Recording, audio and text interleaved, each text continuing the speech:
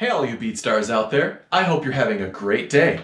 So I recently achieved the milestone of scoring my 150th Diamond Perfect medal, and to celebrate, it's time for another tutorial where I break down the tips and tricks of the pros to help you increase your own Diamond Perfect medal collection.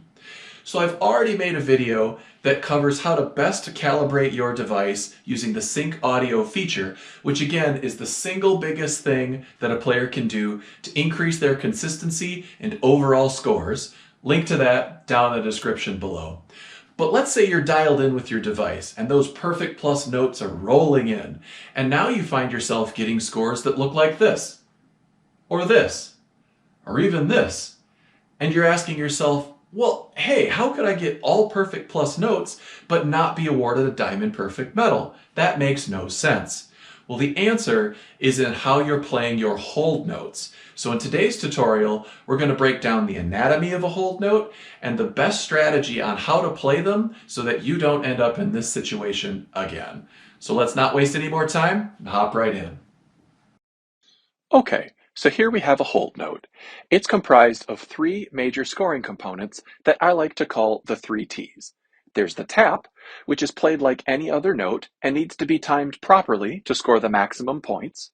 There's the tail, which represents the length of time the note needs to be held to score the ticks, which are the small bursts of points that are scored throughout holding the tail of the note. Now, most players understand that the initial tap needs to be timed properly, so I won't go into detail there.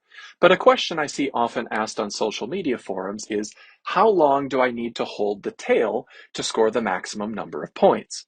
And while there are exceptions, the general rule of thumb is that the top of the hold tail needs to cross the perfect plus line threshold to ensure that you score the maximum number of points from the hold. Now that concept makes sense to most of the player base as well. Where people get confused is when they know that they've held the screen long enough for the end of the tail to cross that threshold, but they're still not receiving the maximum number of points from the note. Now, when they get frustrated and post to social media confused, most of the other players will claim that that individual simply let go of the screen too soon and therefore missed tick points.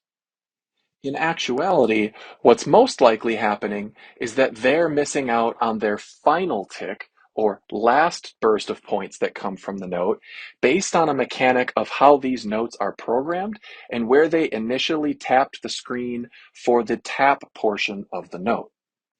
Now, to illustrate this concept, it's best done visually. So what I've done here is intentionally missed a note to showcase how the game registers a tap on where you're touching the screen every time you play a note. Now, this game can be played by tapping nearly anywhere around the hitbox. So what's happening with these final tick drops is that players are initially tapping just above that perfect plus line, which creates a gap between their initial tap dot and the place where the tail of the note needs to successfully cross the line to score maximum points. As a result, the game is registering this as essentially the same thing as the player letting go of the note too soon, even though their finger is actually not being lifted off the screen. So to showcase this behavior in actual gameplay, I'm going to play two hold notes from The Touch, which is a very common song that this behavior is illustrated due to the sheer number of hold notes in the song. Now you can see in this first example, I'm really exaggerating the initial tap above the perfect plus line, but my timing of the note is still good enough to register a perfect plus. Note the score that's registered at the end of the note while I held the whole way through.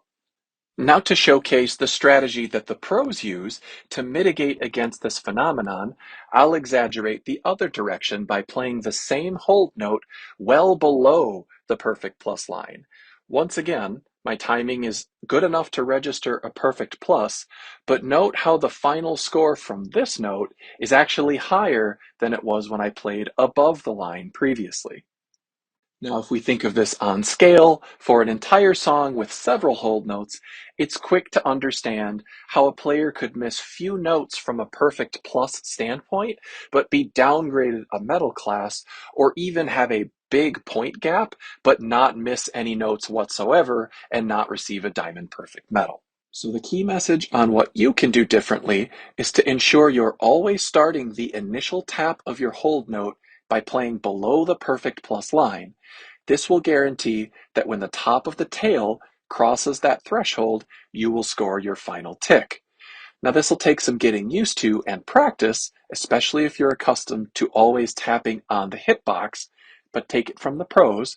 By adopting this strategy, you'll dramatically increase the consistency of your hold note scoring and guarantee that every time you score all perfect plus notes, you will receive your well-earned Diamond Perfect medal. So there you go.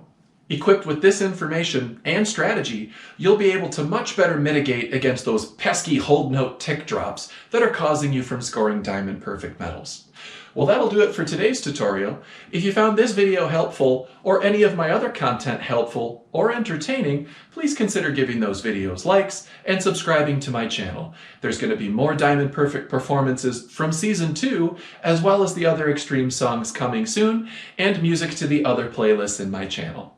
Thanks again for watching. We'll see you next time.